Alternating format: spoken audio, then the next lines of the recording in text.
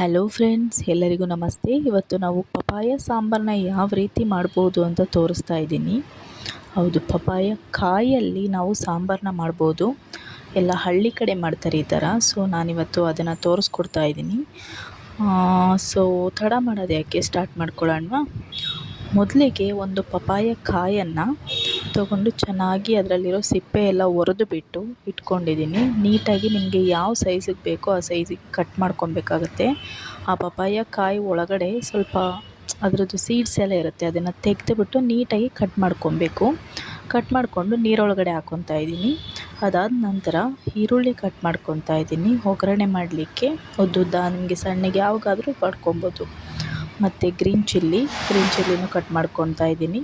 ಮತ್ತು ಟೊಮ್ಯಾಟೊ, ಸಣ್ಣದಾಗಿ ಟೊಮ್ಯಾಟೊನೂ ಹೆಚ್ಕೊಬೇಕಾಗತ್ತೆ. So tomato ಹಾಕಿದ್ರೇ ಚೆನ್ನಾಗಿರುತ್ತೆ ಸಾಂಬಾರು. ಅದೆಲ್ಲ ಹೆಚ್ಕೊಂಡಿದ್ದಾದ ನಂತರ ಗ್ಯಾಸ್ ಮೇಲೆ ಒಂದು ಕುಕ್ಕರ್ನ ಇಟ್ಬಿಟ್ಟು ಅದಕ್ಕೆ 2 ಸ್ಪೂನ್ ಎಣ್ಣೆ, 1 ಸ್ಪೂನ್ ಸಾಸಿವೆ, ಕರಿಬೇವು, ಗ್ರೀನ್ ಚಿಲ್ಲಿ ಮತ್ತು ಹೆಚ್ಚಿಟ್ಕೊಂಡಿರೋವಂಥ ಈರುಳ್ಳಿ ಇಷ್ಟನ್ನು ಹಾಕಿ ಚೆನ್ನಾಗಿ ಒಗ್ಗರಣೆ ಮಾಡ್ಕೊಳ್ಳೋಣ. ಅದಾದ ನಂತರ ಟೊಮ್ಯಾಟೊನೂ ಹಾಕ್ಕೊಂಡು ಎಲ್ಲ ಸಾಫ್ಟ್ ಆಗೋ ಥರ ಒಗ್ಗರಣೆ ಮಾಡ್ಕೊಬೇಕಾಗತ್ತೆ. ಮತ್ತು ರುಚಿಗೆ ತಕ್ಕಷ್ಟು ಉಪ್ಪು ಹಾಕಿದ ನಂತರ ಪಪಾಯ ಕಾಯಿ ಏನು ತೊಳೆದು ಇಟ್ಕೊಂಡಿರ್ತೀವಲ್ವ ಅದನ್ನು ಹಾಕ್ಕೊಬೇಕಾಗತ್ತೆ. ಈ ಟೈಮಲ್ಲೇ ಅದನ್ನು ಚೆನ್ನಾಗಿ ಸ್ವಲ್ಪ ಅರಿಶಿನ ಹಾಕ್ಕೊಂಡು ಚೆನ್ನಾಗಿ ಮಿಕ್ಸ್ ಮಾಡ್ಕೊಬೇಕಾಗತ್ತೆ.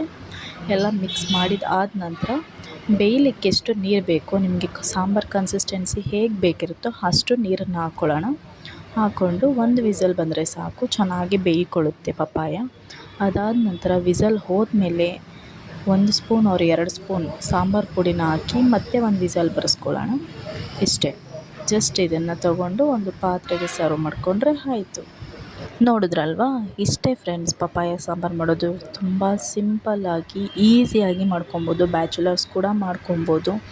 ಅನ್ನಕ್ಕೆ, ಮುದ್ದೆಗೆ ಎಲ್ಲದಕ್ಕೂ ಸೂಪರಾಗಿರುತ್ತೆ. ಒಂದು ಸಲ ನಿಮ್ಮ ಮನೇಲೂ ಕೂಡ ಟ್ರೈ ಮಾಡಿ ಯಾವ ರೀತಿ ಬಂತು ಸಾಂಬಾರು ಅಂತ ನನಗೆ ಹೇಳಿ. ಹಾಗೆ ಸಬ್ಸ್ಕ್ರೈಬ್ ಮಾಡ್ಕೊಳ್ಳಿ, ಒಂದು ಲೈಕ್ ಬಟನ್ ಒತ್ತಿ. Thank you.